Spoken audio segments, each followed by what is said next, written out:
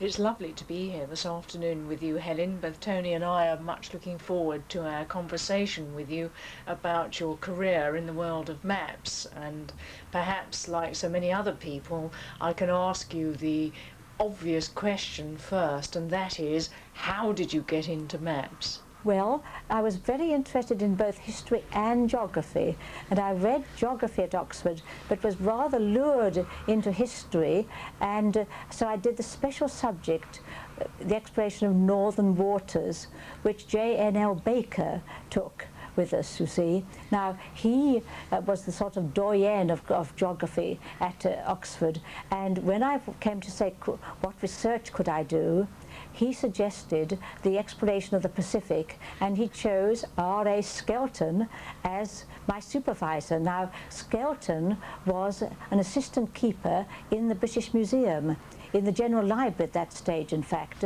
in the general departments. So I found myself in 1949, indeed until 1951, a frequent visitor to the British Museum and working on maps, visiting the map room. And I thought this is a very nice place to be. Then they advertised for an assistant keepership class 2, for junior assistant keepership in the map library, the first time they had considered having a junior together with the superintendent. And I thought, well, I like this place, I think I'll apply. And I asked Baker if he would be a reference for me, and he wrote back as follows: "By all means, give my name as a reference. But I suppose you have thought the matter over carefully and have decided you really want to spend the rest of your life sitting in the British Museum." Well, I was a bit alarmed at this thought, you see, so I went to see him. But the real point was that he thought there was going to be a tutor in geography at St. Hugh's, which there hadn't been, and he thought I would be a good choice. Well, it turned out very well, because I was very lucky in getting the appointment in the British Museum, and Oxford was also very fortunate in getting a Cambridge geographer to come to St. Hugh's and bring in some of the Cambridge ideas to Oxford, so that everybody was happy. And I was very glad I didn't stay in the Ivory Tower, much as I love Oxford. So there I was on April the 30th, making my appearance in the map room as an assistant keeper class 2. Yeah. Now, when you got to the British Museum, and obviously you've been doing your research there, what was your first impression of the map room? And because obviously it's changed a great deal now.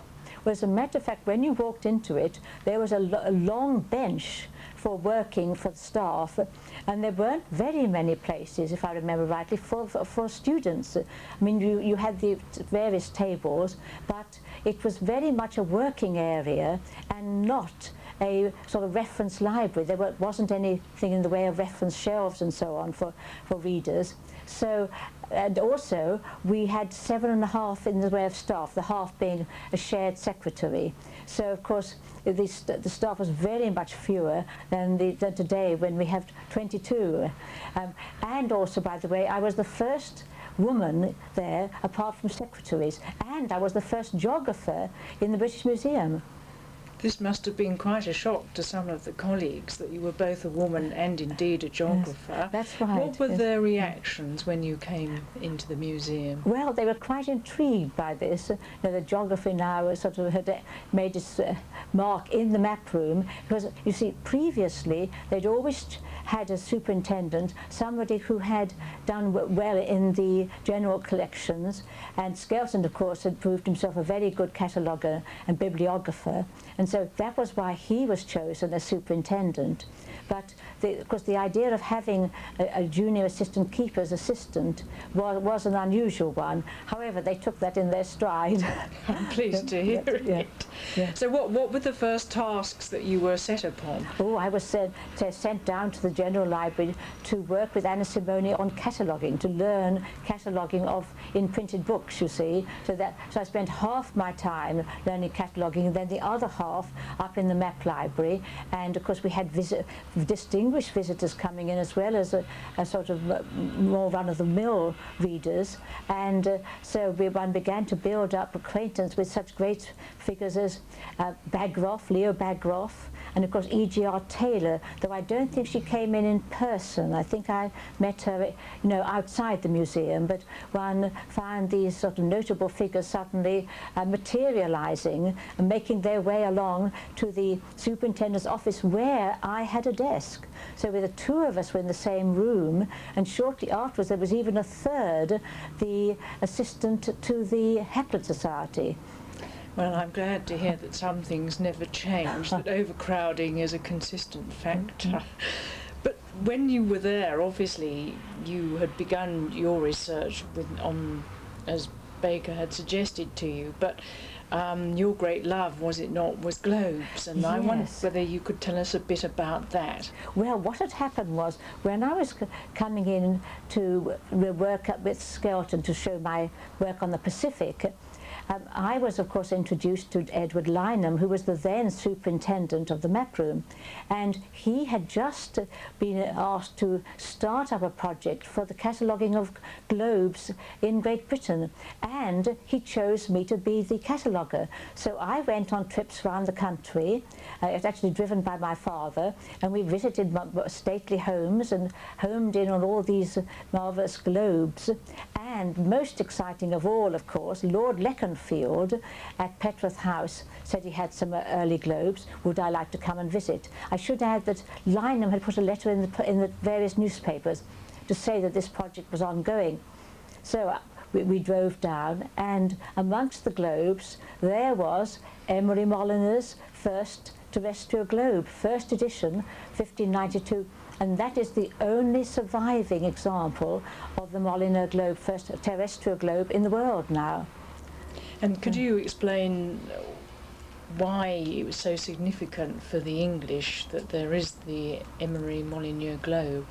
Well, this was the earliest terrestrial globe, and Molyneux made the pair of them in London, in Lambeth in fact, in 1592, and they were presented to Queen Elizabeth first of all in a special ceremony at Greenwich, and then at William Sanderson's house.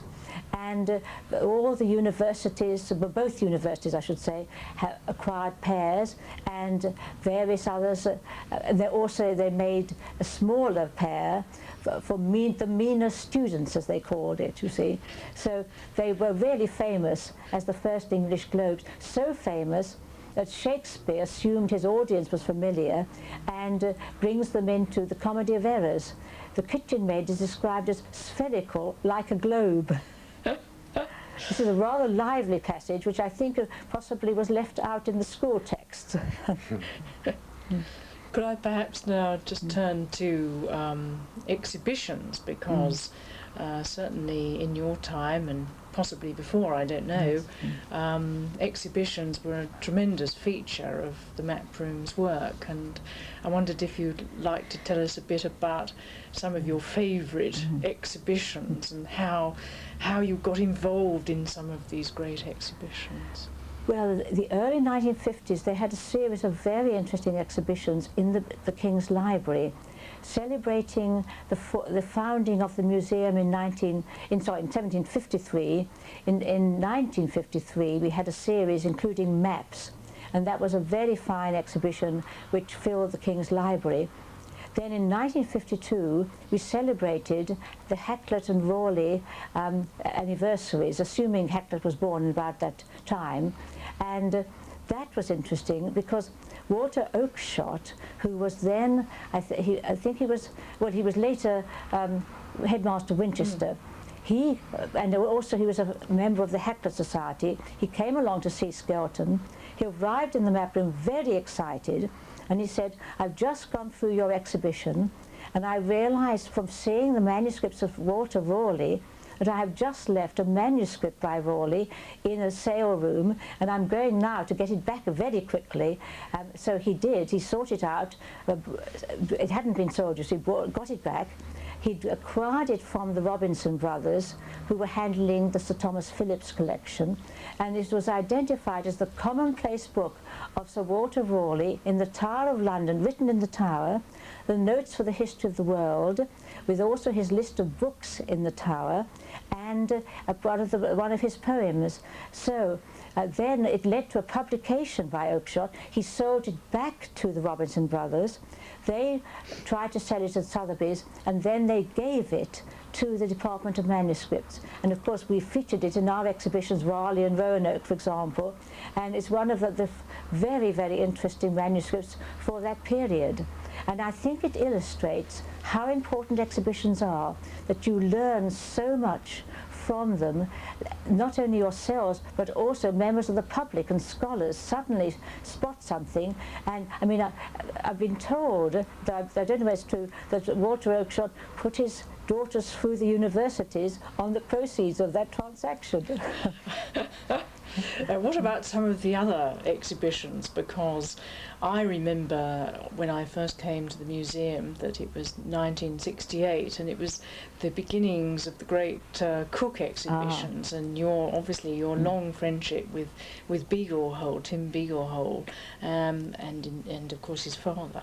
And I wondered if you'd like to tell us a bit about that, because that, so to speak, combines your own personal interest as a young researcher with the whole of the South Seas. Well, we can really call the period from 1960 to 1980 as the Cook era. And this was really very exciting. John Beaglehole would visit us every time, of course, on numerous occasions. He was coming over to London and working on the great Cook journals, his great project, started in published it first in 1955. First volume for the first voyage, and so this was always very exciting when the Beagleholes arrived. Then in 1968 I had the opportunity of putting on my first exhibition, really, and having become the head of the map room in 1967, and this was on Captain Cook's first voyage. And we drew in material from the Natural History Museum and from outside the museum, so that it was really a comprehensive collection. And one of the particular things which I was thrilled to be able to show was the tiki, or familiar spirit, that was found in the chief mourner's dress of that came back from Tahiti with Cook.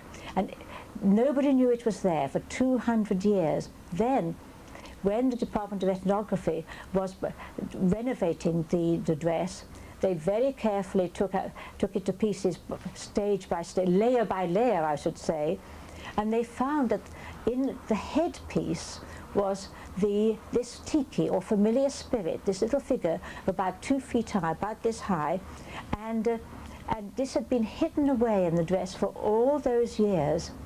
And I think that the Tahitians were protecting the dress, which would be a sacred object. And of course they didn't reveal it to Cook and his companions, because they knew it would be then it would be removed.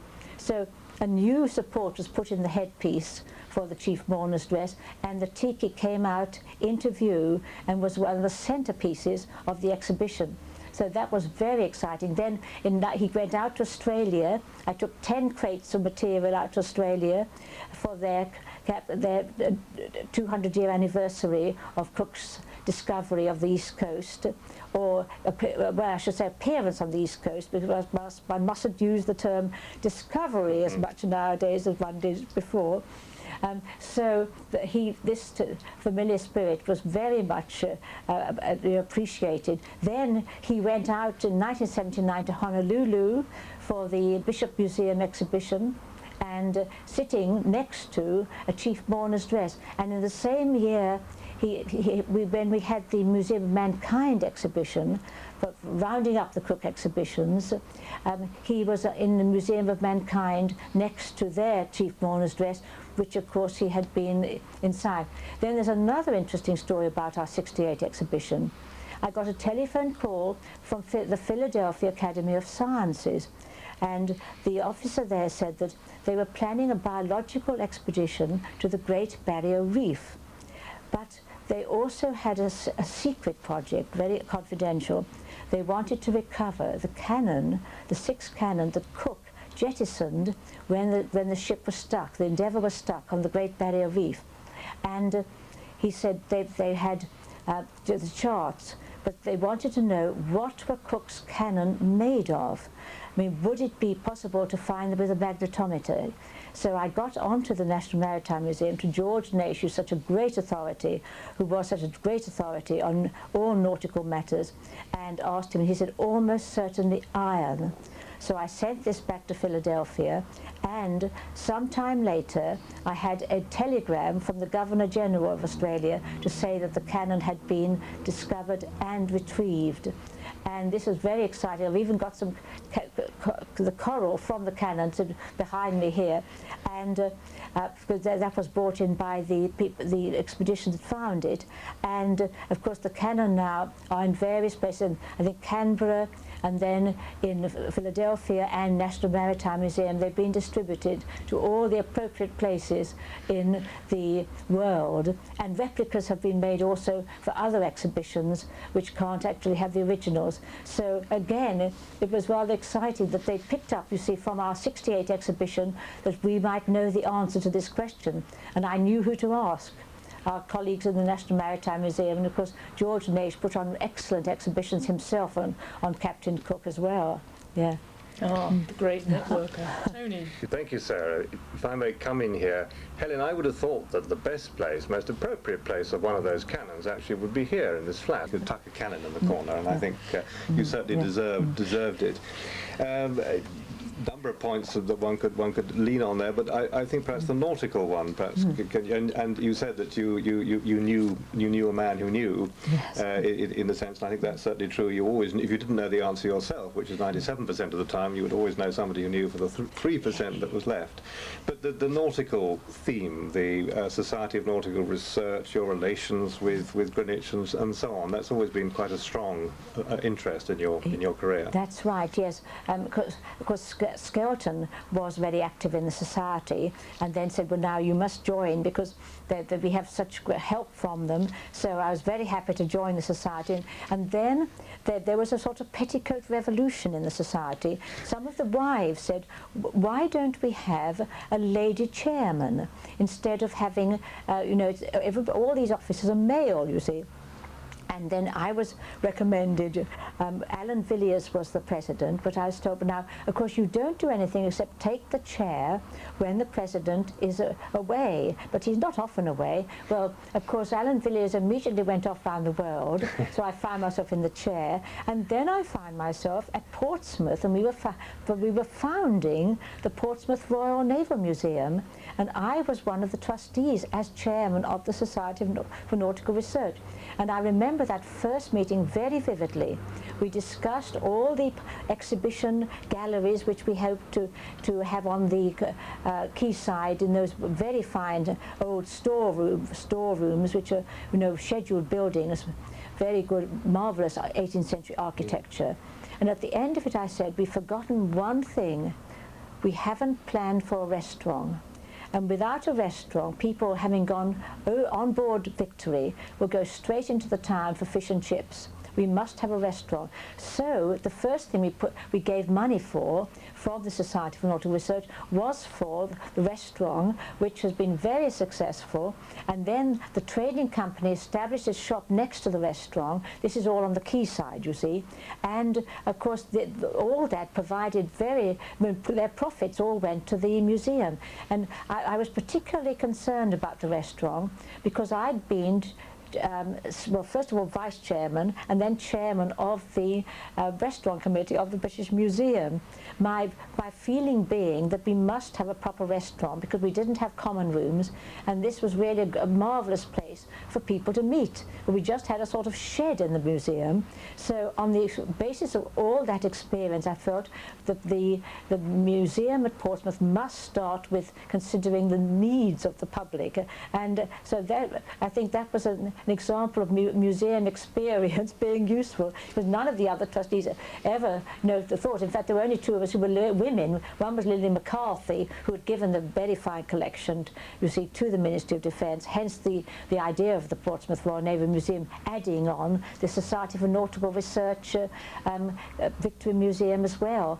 So I found myself for 17 years I was a trustee and indeed chairman. That was my period of chairmanship for the Society for Nautical Research. So it was a very exciting role to play, in fact, and I had no idea I was going to be going down to Portsmouth 3 or 4 or 5 times a year in this role. Well, it's a very pleasant place to go to, and I'm very grateful to you for the restaurant, because having marched my children around it, I can assure you that I would not have got out of there alive if I hadn't been able to give them a drink, and I can thank you now who I should thank for it. Petticoat Revolution, I mean, in fact, you have been at various stages in your life. You've been the first woman this, the first woman that. You don't come across being a particular revolutionary. Did you actually creep in through the back door, or did you march in with all flags flying? Well, one wasn't sort of thinking about being the first woman, but it sort of developed that way. You see, I, of course, was a member of the British Cartographic Society, and from and in fact had really founded the Map Curators Group, because we had our first meeting there for the British Museum for Map Curators, and we decided that it should be under the umbrella of the British Cartographic Society. So I was very active on that front, and then I found myself president, the first woman president, from 1972 to 1974. Yeah. Well, you certainly explored or opened up, perhaps one should say, a lot of areas in the field of geography and history and map librarianship and so on, and quite rightly been honoured in various ways for it. Which awards are you most pleased about receiving? Well, I was very delighted at getting the OBE. That was a great surprise, and that was in 1986, just before I retired. So that was a very happy occasion when I gained that award. Then I had the Imcos Tooley Award of the International Map Collector Society. That was founded in 1980 and has proved a very successful society of not just collectors, but people interested in maps and map curators and map lovers and so forth. And we have annual meetings in June, and then we have the international conferences. So that's a more recent society, and the Imcos Tooley Awards have gone to a range of people, of dealers, map curators such as myself, and then people who have produced great tomes like the Mapping of the World of Rodney Shirley. So it's very nice to be able to give awards to such a varied range of people in the map field. I'm since 1986 the president of the society, and was very pleased, and I think it's, in a way, it's like an enormous family, because I find when I go around, when I went round the world, there were members of IMCOS in all the places I was visiting, and I received a very warm welcome from them all. So that is another award. Then I got the Caird Medal of the National Maritime Museum, which was a very nice surprise, to have, especially in view of the long connections with the National Maritime Museum, because of course the Society for Nautical Research has had a long connection with the museum, and it was their sort of base camp, and it still is their base camp as a society, you see. So that's another. Then I got honorary fellowship of the Library Association, which was very nice, because in the early days when I was in the museum, there were very few members of the Library Association, and there was even a little conflict of interest, that the few who were members found that the fact that people joining the museum staff were mainly not fellows were not members of the Library Association and hadn't received library training. They felt that wasn't really appropriate, and sometimes it was felt that museum people were sort of rather snooty, as opposed to the LA. So it was very nice when we became British Library. All that dropped away. And of course we were very much more closely linked with the Library Association, and we'd already been linked, of course, through the Map Curators Group, affiliating with the Library Association. So this was really very important development, because I mean, it was very, although the Library Association had not, through public librarianship, had very much contact with the map world, simply because the public libraries don't have very big map collections, nevertheless, or at least only exceptional ones do, but nevertheless, I think it's been very valuable that so many of our staff now in the British Library have got library qualifications, and there is a very warm relationship between the officers of the Library Association and the staff of the British Library. Yes, can I ask you about the beginnings of map curatorship? Because I would imagine that before the Second World War, and even immediately after it, maps were not really thought of as very important. And a profound change has come over the world of learning, and map curatorship itself is now, as you've just been explaining, regarded as a proper and decent thing to do in the library profession.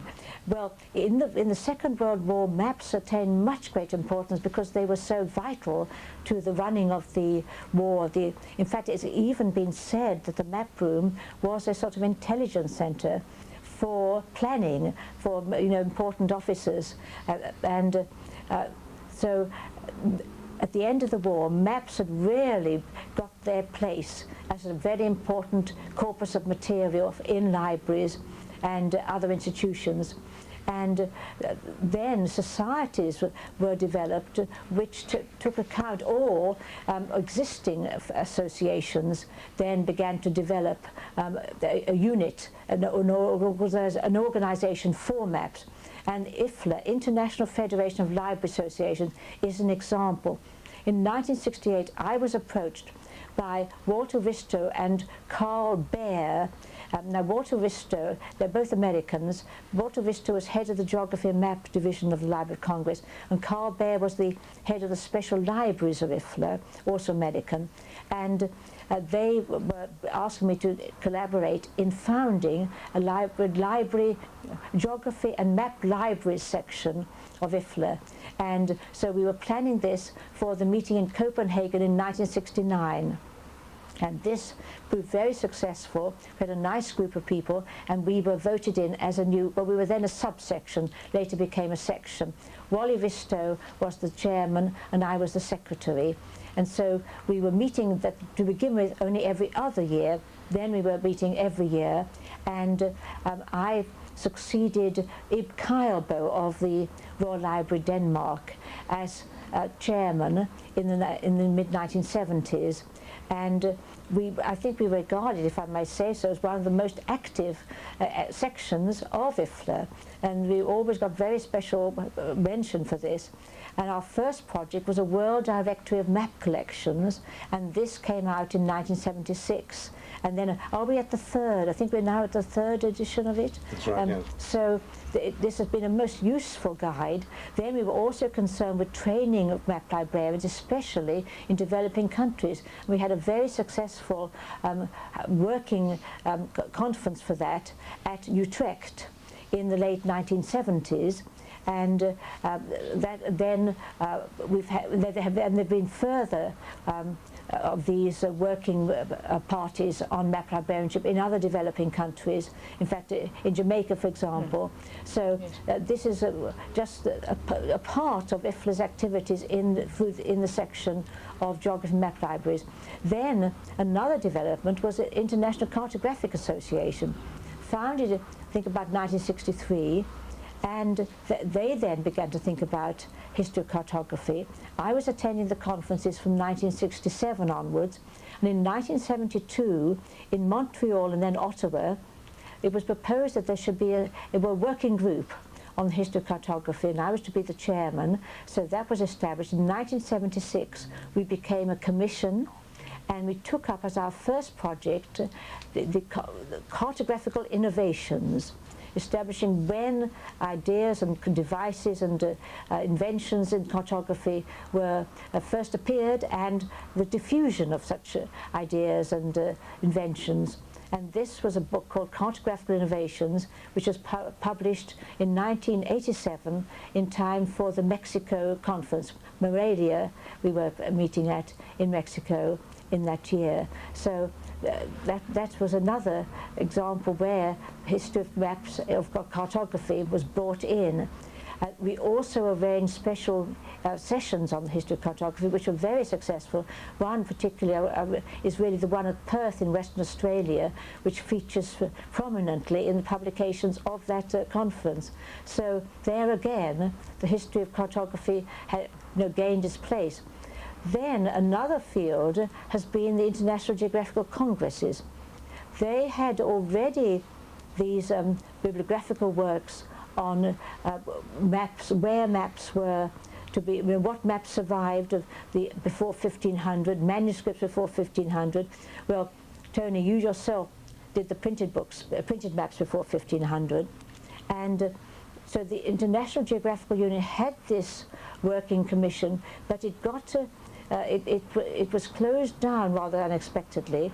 Then in 1964 the conference came to London for the first time since about 1895, 20th International Conference in London, and we held a session on the history of cartography, which was very successful. So we thought, well, we mustn't stop here.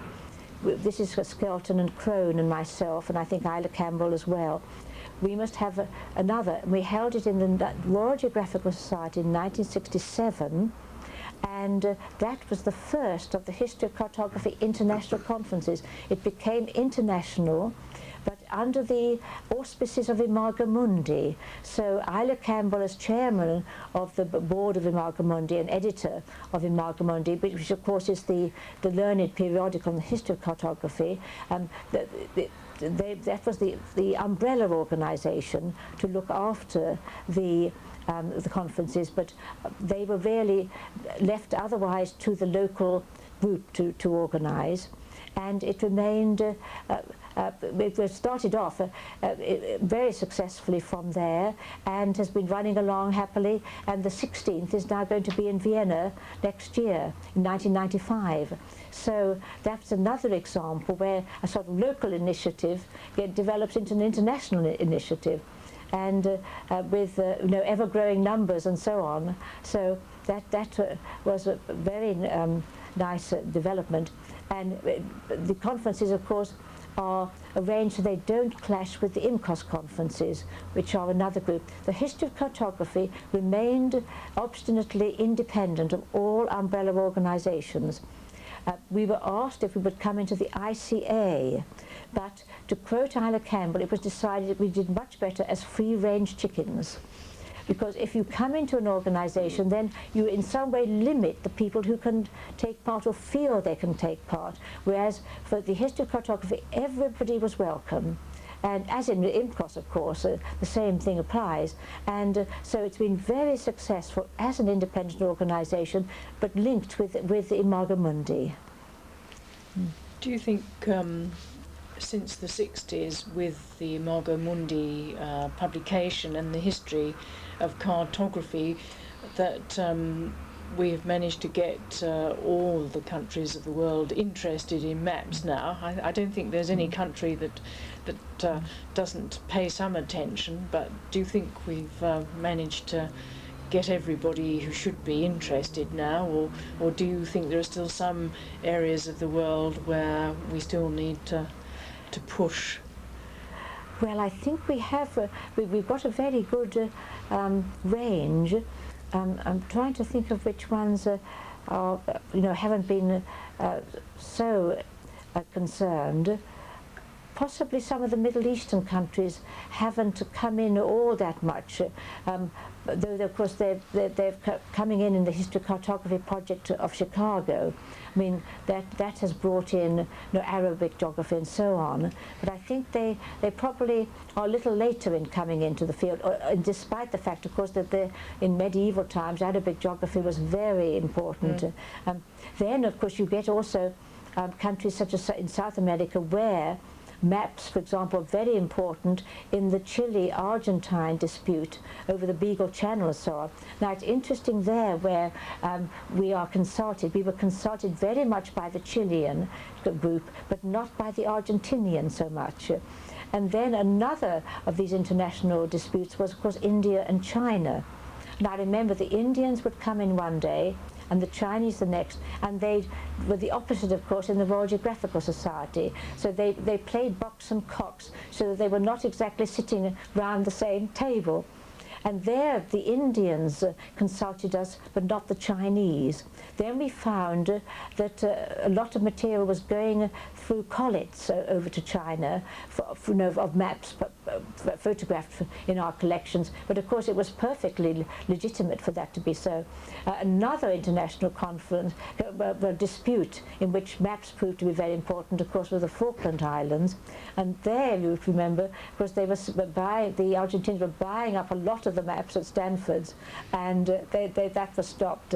But they were, of course, using our material in the map room very much. And I was very pleased recently to find the early, what is definitely a map of the Falkland Islands, a chart of the Falkland Islands, I think the first definite chart, and that's in the Rawlinson collection in the Bodleian Library at Oxford. And that's, of course, Captain Strong's voyage, that's 1690. So I've had that published in my E.G.R. Taylor lecture in the Royal Institute of Navigation's journal, and I think I must send it through to the Foreign Office, because there it really documents the discovery and the mapping in 1690.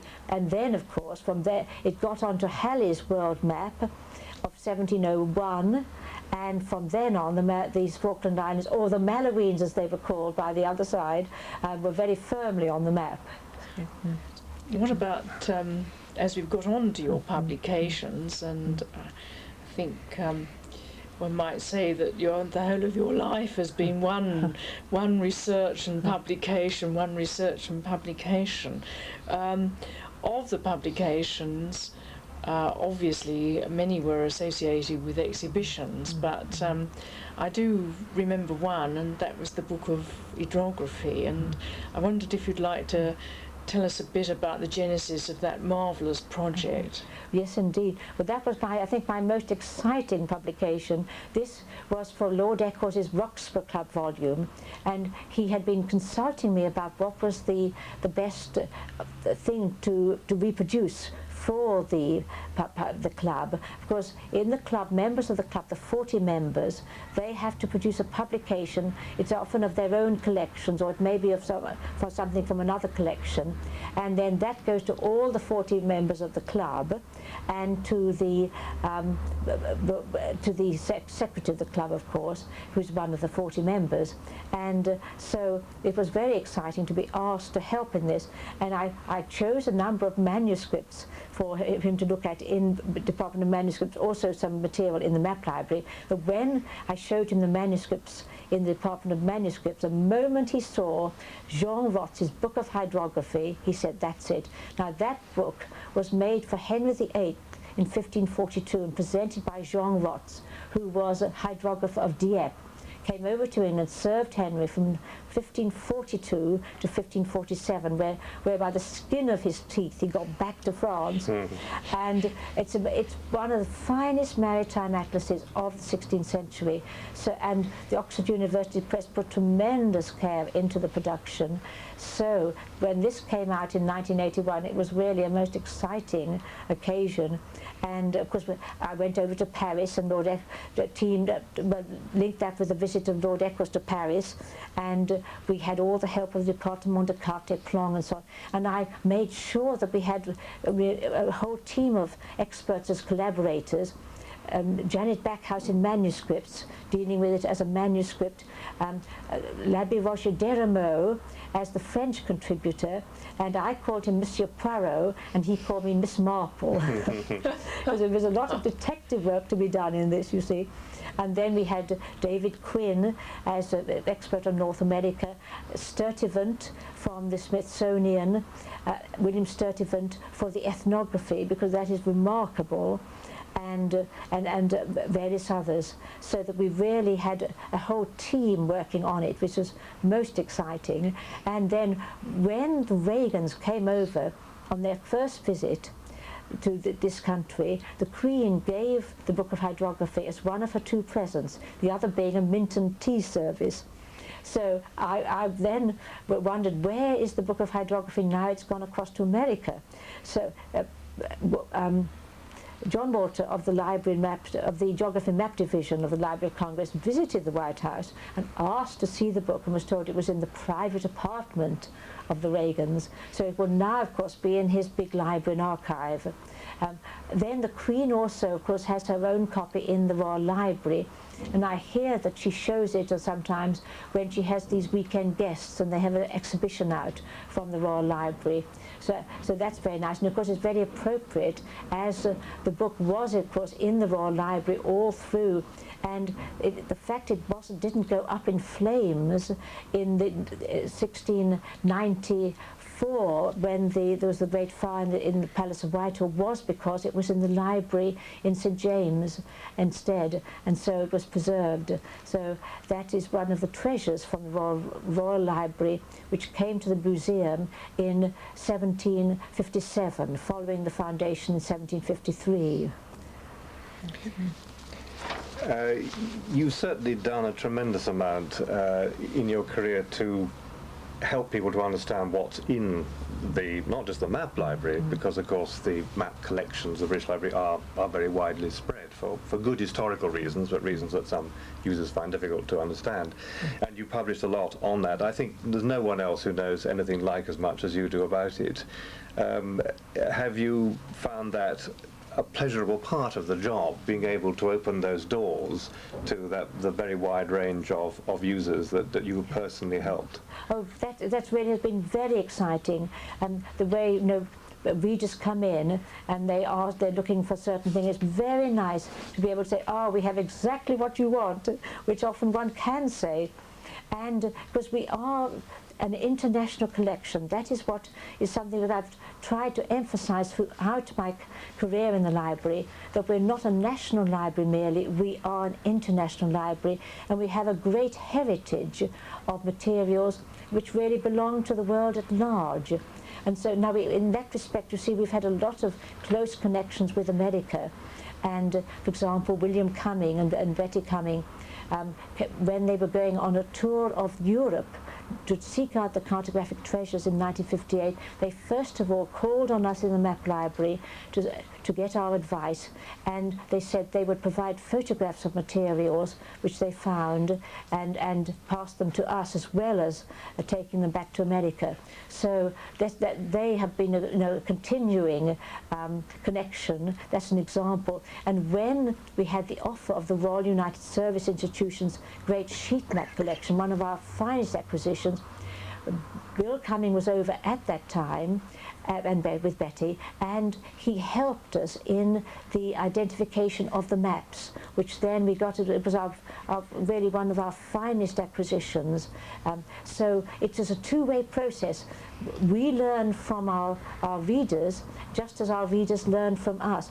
And also we were able to put two readers into communication who are both working on the same subject. So that's another way in which you can help people, by saying, now, we must introduce you to so-and-so, because that's he's also working in this, he or she is also working in this field. So now, one of the reasons why I started a special visitors book, I think in the 1970s, it was, yes, I think around about early 1970s, was so that people could put down their special researches. And sometimes when a visitor would come in and say, I'm working on so-and-so, I think, we've got someone else who's been interested, and I can look back in the visitors book and pinpoint that that area of inquiry, you see. So the visitor's book has proved a very useful documentation of the special subjects of research. And I mean, I have the happiest memories of the great people who came in. Bagroff, as I mentioned before, of just a few weeks before he died. He was in on that Saturday morning. Then, of course, another very important visitor was the people from Davis and Orioli in about 1956, Saturday morning. And of course, we had to work on Saturday mornings. Then it was a 5.5-day week, and they brought in the Vinland map and the Tartar relation. And that was amazing. The Vinland map apparently showed parts of America, the Norse area of exploration, before Columbus. Would be the only map before Columbus. Was thought to be dated about 1440. Well, it was taken to manuscript and looked at, and they were doubtful about it. There were strange features. Then it sort of disappeared from view. But what happened was that it went to America. Lawrence Whitten of New Haven, Connecticut, acquired it, and then the benefactor, in fact it was Paul Mellon, bought it and the Tartar relation for Yale University Library, and the associated manuscript of Vincent de Beauvais. And these came over in 1967 to London, but of course they had brought in Skelton and George Painter of the British Museum, as we then were, as collaborators in this great work on the Vinland map and the Tartar relation, which they published at the same time that they revealed the map. The two went together as a joint publicity to do in, that was 1965, I think, that's 65. Now, of course, Skelton was very much involved in that, and questions were raised, however, very early on whether it was 1440 or whether it was much more recent, whether it was genuine, because it was so different from any map or any document that had appeared. The ink, in fact, did not have an iron content, which is very unusual for medieval manuscripts. And it wasn't, the exception is Iceland, but it wasn't Icelandic ink, you see. So then our laboratory reported on it, but that remained rather in reserve, was kept in reserve for a time. Then Yale got the McCrones in Chicago to investigate, and they said that the ink could not have been made before 1922 because its content was that content of ink was not in use until 1922. And then, of course, subsequently to that, there have been other investigations. My own view is that the McCrones' findings have not been overturned, and there's some very interesting work actually going on now in the historical documentation to see if we can find out where the map came from and who possibly did it. If it was, I think it will turn out to be, a 20th century artifact, you see. But it has been one of the most fascinating detective stories of our time, and we will, I think we will get to the bottom of it before very long. Woolworths came out with antiqued early maps. Looks like the true thing. Now, that was on the cover, but not on the maps themselves, which sort of brown and looked like sort of faded parchment. And I'm afraid people did come in and say, look, brought this in for identification, and we would normally say, well, take a seat, in case of shock, you see. And then I kept a copy of the cover, and I would show what the cover said, and they might have paid £15 for that map, you see, because it would be framed in a dealer's shop, and the dealer wouldn't have said it wasn't original. But you see, that occasionally happened, though many dealers would not touch it, but this did happen in some cases. So that again is an example of where you can very definitely say this is not original. On the sort of Benetton principle that any publicity is good publicity, one could say perhaps that the Vinland map the most famous map, let's say certainly the most famous early map there is, has actually spread the word and spread knowledge and so on, information about early maps. You have done a tremendous amount of this, and I think that probably the lecturing that you've done in Britain and around the world must have given you as much pleasure as anything else. And if you'd ever actually counted up the number of people you lectured to, I mean, are we into 5 figures, 6 figures, or whatever? There certainly was an occasion, wasn't there, in Japan when you were talking to practically a football-sized audience? It was amazing. Over 600 people in that audience. Of course, 99% male, by the way, as would happen in this big bookshop. And this was on city maps of East and West, and I gave a contribution. Of course, one of the participants was Inui, a very well-known playwright, who he would be a very big draw. And then we had an architect, a leading architect, who has marvelous collections. He's our Japanese representative in IMCOS, and Yamashita, and so it was a very interesting panel, as I put it like that, and Californians there were 3 of us only from what you might call the Western world, but that I think was my biggest audience. It was like talking to an audience in the festival hall. But it is amazing, the Japanese interest in cartography. I mean, very inspiring. And I'm sure, of course, the playwright was a very big draw in that, but on that particular occasion. But I'm sure we would also have had a very big audience anyway. And then when we went to Osaka, we had an academic audience of about 80. This was linked up with the Japanese Cartographic Society. And so that, again, was a good audience for a more professional academic discussion of cartography, you see. But I must say it was a very exciting thing to be involved in that. You've talked to all sorts of groups. I mean, you talked to the NADFAS, and I'm not sure I can spell that acronym out. National Art and National and Decorative Arts Association, I think. That's right, yes. And yes, in other yes. words, non-specialists. Yes, and you've yes. spoken to librarians and people who are very much into the history of cartography. Which do you find most rewarding, in fact? Well, I like both audiences, actually. I mean, some of the non-professional audiences can be very perceptive and very enthusiastic. I mean, the NADFAS audiences, I was amazed. On one occasion, I was giving the same lecture to 3 groups, and there was something like 200 in each group, you see, and they'd even then had a waiting list of people who couldn't get in. So those NADFAS audiences are very enthusiastic and very well informed in general art and so forth. So those audiences, I think, are very rewarding, and at the same time, of course, one enjoys the professional audience. Actually, one of my recently most sort of satisfactory occasions was lecturing at Launceston back in February, when I was on my Tasmanian trip in connection with my being out in Australia as the scholar in residence of the Mitchell Library. And we were a fairly small room, I think about 40 people, and I had the brainwave. I somehow sensed it. I said, as we go through the lecture, stop me and ask questions as we have the map on the screen, because that's much easier than at the end. And we did that, and it was one of the most enjoyable lecture occasions I've ever had, because they were very intelligent questions, and of course Java La Grande, that great mystery of the Dieppe maps came into it, you see. And so that's a case in point where, again, it was a lay audience. I mean, not all were academic.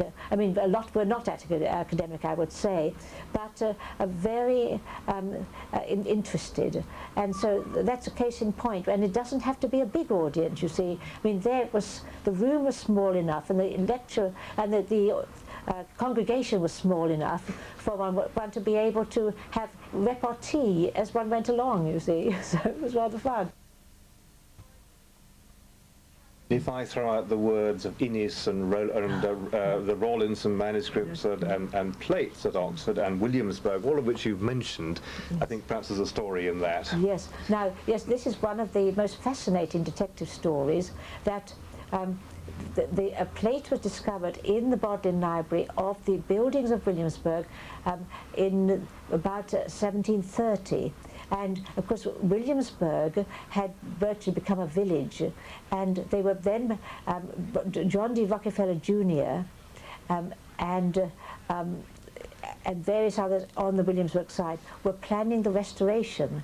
And this plate in the Bodleian had no name, no identification, you see, and it seemed like a miracle when it was Goodwin, a relation of the man who was working with John D. Rockefeller. She went over, homed in on this plate and said, "This is Williamsburg." It had been catalogued as buildings in Virginia or the Carolinas.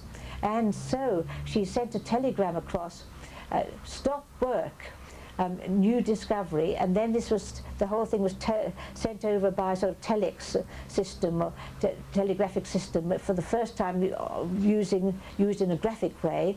And they did indeed stop work and replanned according to this copper plate. But the funny thing was that the copper plate was the icon of Colonial Williamsburg because it was given by the Bodleian to John D. Rockefeller Jr., but they didn't know where it came from. And the librarian, director of libraries of Colonial Williamsburg in 1986 was over and found the print on the wall in the Bodleian Library admissions office and said, "Where does this come from?"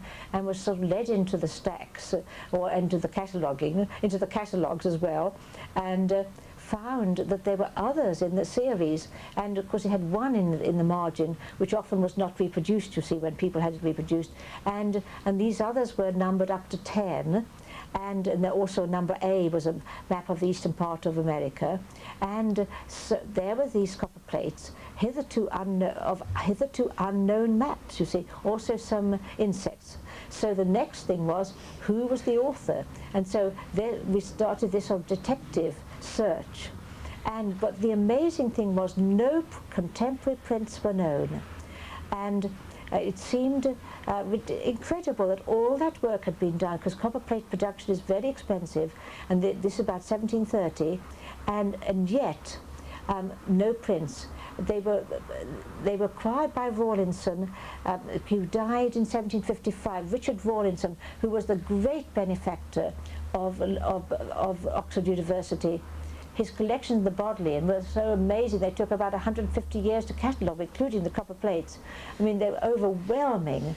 And these copper plates, I think, were possibly been tied together, and some date like 1750, well, the date of 1752 was a rise in the catalogue, and suggests that there was something on the wrapping paper which may have suggested 1752.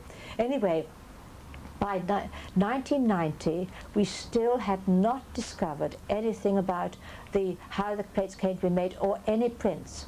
Well, then I was recruited to be advisor to the map collection at Holcombe Hall. Now, of course, the Holcombe Hall collection put together by the first Earl of Leicester of the first creation are absolutely magnificent. The fact that they had the map collection, the system of cosmography, put together by John Innes, seemed not to have been sort of recognized. Was certainly the librarian who brought us in photocopies of the plans for the estate plans of the 18th century never mentioned the Innes collection. So of course, when I go to look at it, one of the first volumes I look at volumes are the volumes on America. And what do I find?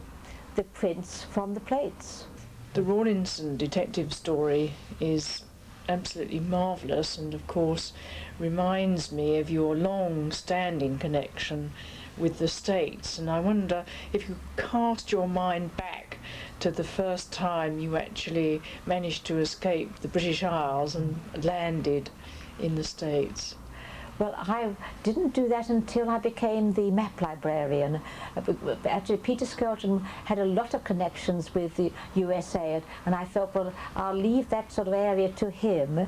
And I had, of course, been on various trips abroad before that in the European field. But in 1967 I thought the time has come, I must go to America, and I went over on an English-speaking union trip actually, and visited the Library of Congress, and in Providence, Rhode Island, of course the John Carter Brown Library, stayed with these distinguished librarians whom I had known from their visits to England, and from, of course, a lot of correspondence, but had never seen them in their own settings. So it was a very exciting trip, and I got down to Davidson, North Carolina, which I really think of as my second home, because I got to know the Cummings so well, but Professor W.P. Cumming, William Cumming, and his wife Betty, and was very well received in the library there by the college itself.